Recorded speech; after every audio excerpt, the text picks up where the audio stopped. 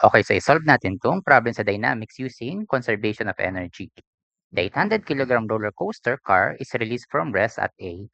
Find the minimum height h of point A so that the car travels along inside loop at B without leaving the track. Also, find the velocity of car C at this height h. Okay, so pinapanap sa atin is yung height h at yung velocity sa C. Okay, so dito applicable ulit yung conservation of energy kasi wala tayong applied force, no? Okay, as long as walang applied force, pwede natin gamitin yung conservation of energy natin, which is E1 equals E2. Ayan yan, no? Okay, so dito, consider mo natin yung point B kasi ang sabi dyan, mag-travel daw yung car around inside loop B without leaving the track. So pag consider natin yung sa point B, ganito yung free body diagram niyan. Okay, so imagine, di ba, ito yung roller coaster. Pagpunta niyan sa point B, di ba, yung weight natin ay pag ganito, ito naman yung normal force. Magkabaliktad sila kasi 'di ba paano 'yan? Pag ganyan yung ano natin, magiging case kapagka nasa point B na yung roller coaster natin, no? Okay. So pag nag-summation y tayo is equal to mass times an. Okay. Since nag-travel siya sa circular loop, 'di ba? Ang normal acceleration yung gagamitin natin which is equal, 'di ba, sa v squared over radius. Tama? Okay. So now yan na. Weight natin, that's 800 times natin ang 9.81 kasi naka-mass yan, 'di ba? Minus n is equal to 800 times v squared, velocity sa v over yung radius nung track which is 7.5. Tama, 'di ba? 7.5 given naman. So take note dito, at the instant na yung roller coaster natin, 'di ba yan, iikot siya diyan. Pupunta siya sa point B. That is the point where yung normal force natin ay 0. Okay, yan yung concept diyan, no? Okay, hindi siya maglo-lose contact pero 0 yung ano natin, normal force. Okay? This is 0. Okay? Sa point B, ito si highest point, no? So yan, no? Ma-solve natin yung B, di ba? So now, ano yung velocity natin sa B? We have 800 times 9.81 is equal to 800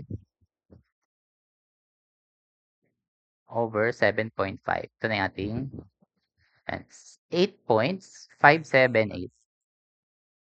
8.578. Ano yun yan? Meter per second. Ito na yung velocity sa B. Okay, so hindi man yan pinapahanap pero kailangan natin yan para ma-solve natin yung dalawang unknown. Okay, since alam mo na yung velocity sa B, di ba? Pwede ka na mag-velocity to, ay mag-point B to C, no? Using conservation of energy, no? So ito, kopyahin ko lang to, no? Kasi ito na yung gagamitin natin. Alam natin yung velocity sa B, di ba?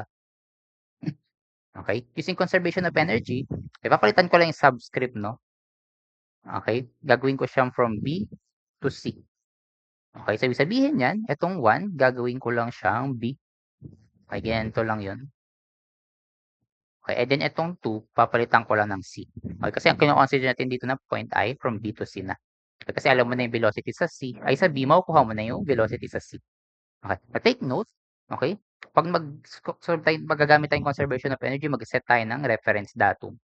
So kapag ka dito yung sinet ko na reference, okay, dito sa point C, and di ba, dyan yung reference natin. Okay, so now, apply natin yung conservation of energy. Okay, so we have 1/2 m which is 800 VB na solve natin 8.578 squared plus 800 times 9.81. Ano yung height ng B? Okay, kasi dito tayo nag-reference, di ba? From the reference papunta dun sa point B which is dito, di ba? That is 20. Okay, kaya important pag-reference na pag-set is equal to 1/2 m 800 VC squared plus 800 times 9.81 HC. Ano ba yung height ng C? 0. Okay, bakit 0? Kasi nga, dyan ka nag-reference di ba? So, kung dyan ka mismo nag-reference, 0 yung height mo. Okay? O, yan, yung importante kung saan ka nag-reference, no? So, ito, cancel na to, no? Yung masolve na natin yung velocity sa C. Okay, ganun lang siya. Input mo lang yan sa calcu, no? Ayan, so, 1/2 m mv squared plus and 9.81 times 20 is equal to and 1/2 times 800 times x squared yan. Ayan, 21.587. Ayan, 21.587 meter per second. Ito na yung answer, no? May velocity at point C.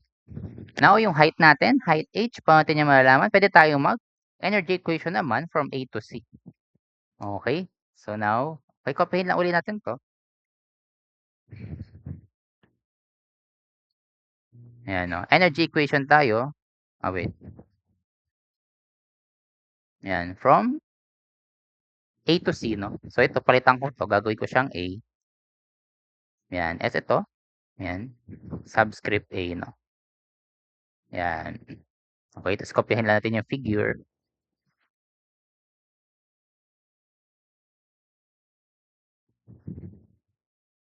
Okay, so yan, same pa rin, no? Ayan pa rin yung reference natin, no? Okay, pero this time, ang kakonsider natin yung point ay A to C na. Okay, so we have 1/2 m. Ano yung velocity ng A? Di ba ang sabi sa problem, at rest siya. Sabihin, ang velocity ng A mo ay 0. Plus 800 times 9.81. Ano yung height ng A natin? Ayan, yung unknown. Okay, so di ba from reference up to doon sa A, no? So that is HA is equal to 1/2 m VC, which is 21.587 squared, plus mg, yung HC mo ay 0. Tama? Kasi dyan ka mismo nag-reference, so 0 yan. Okay, naman solve natin yung HA, yung height, no?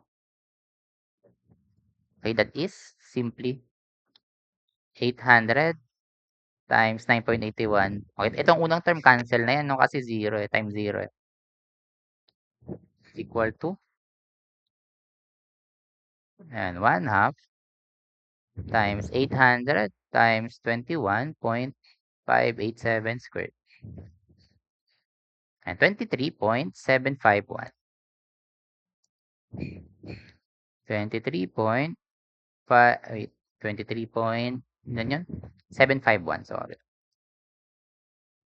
23.751 meters. So, ito na yung ating answer. Okay, so yun, ganoon lang natin siya sinolve, no? Using conservation of energy, no? Okay, so yun lang, no? So, thank you for listening.